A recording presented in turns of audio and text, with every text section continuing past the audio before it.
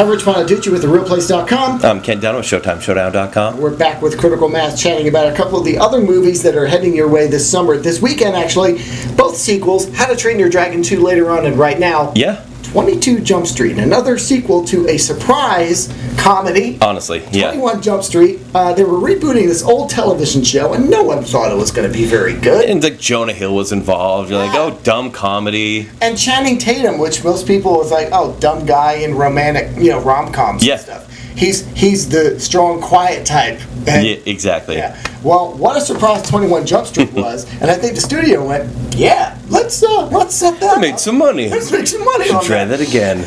Let's give you a scene from 22 Jump Street to start with. You across the whole neighbors. Oh, The Yangs. What's up, man? With the Yangs, man. What's going on, man? Kenny Yang. What's up? Keith Yang. Oh, you're twins. We're brothers too. No, he's not kidding. He's serious. Oh, really? Is one of y'all older? Yeah, because you got crow's feet under your eyes, man. Like you specifically. We're actually just normal college age. I mean, well, even if you're a little older, that's cool, man. Because, girls here love older dudes. That's true. Plus, it's math girls are here, man. I don't know. At the end of the day, you just kind of want something that's just a little deeper, really. Yeah, deeper. Jinx buy me a coat. Oh, snap, man. We're still saying the same thing. This is amazing. Carrots, pumpernickels, glow sticks, twins. That's crazy. We have that brother connection too. Yeah. You ready? Yep. Pirates, Paperclips, baby bananas, feet, I don't know. sadness, anger, Words, quicksand, boom! As we mentioned, this is a sequel, and as they mentioned repeatedly, it is a sequel. They are in on the joke that, yes. that it's a sequel, that sequels usually stink, that it's a surprise sequel, that usually you throw more money in a sequel, and all these other things, and they really, a lot of self-referential humor there about I say meta because it's easier to say than there you go. self-referential. A lot of meta comedy about it being a sequel. Yeah. And it's almost beats you over the head I thought so too. with the meta. Yeah. It's, it's funny. At first I liked it. I loved when, in the first movie, when Nick Offerman, says, we're going to reboot this department, which no one really cares about, and you're like, that's awesome. That's true, no one really. But he shows up about 4 times in this movie doing the exact same thing. Right. We're gonna make the exact same thing that people liked the first time around. Why change anything? Just do it again. So it's kind of like, Hangover 2? We're looking at you, because comedy sequels often don't work. Because they're just the same formula. Action movies is just Arthur 2. Action movies is just more money thrown at the same problem.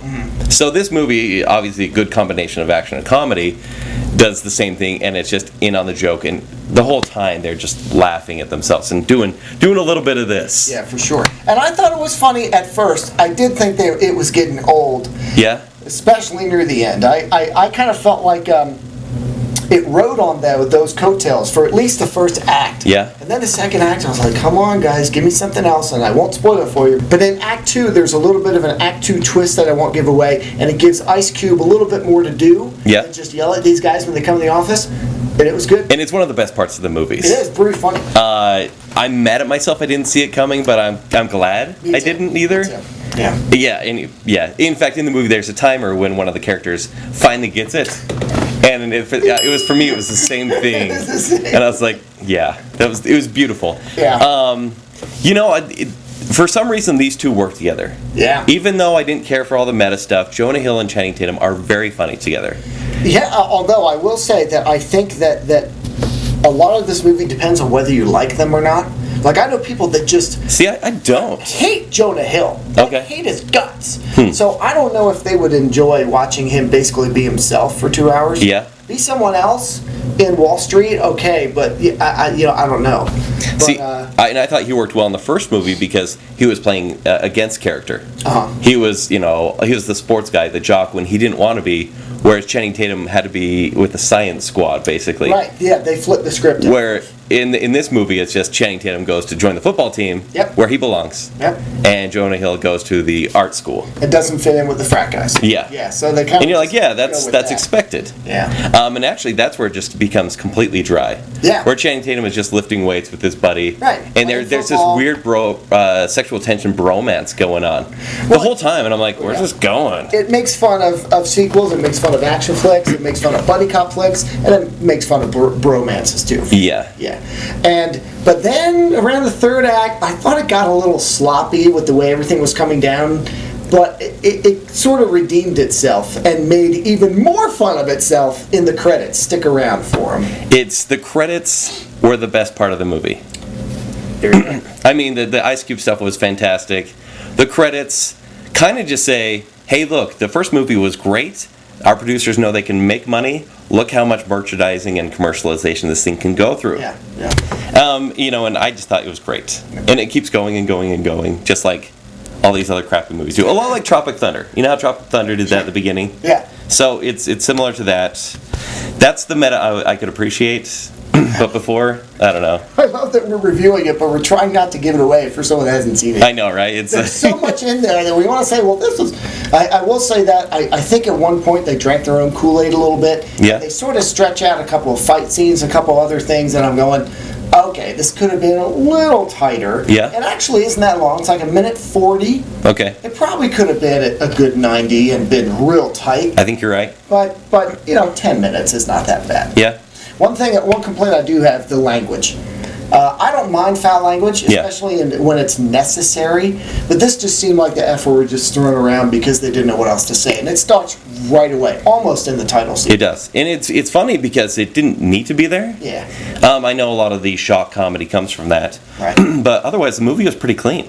Yeah, it's not like they were showing a lot of skin or super disgusting stuff. I don't think it would have been...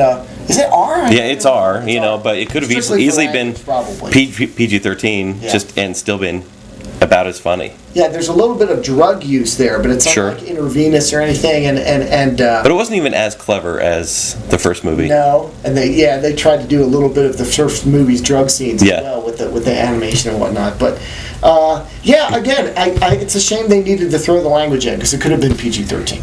Yeah, I still think it's a worthy sequel. Yep. Because it does just rip on every other sequel and itself. And you're probably going to get another one.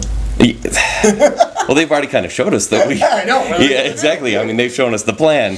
I did like it. I liked it too. But I recommend it for people who really love the first one. Because I know people who are just so-so on the first one. Mm-hmm. Would you say it's an improvement?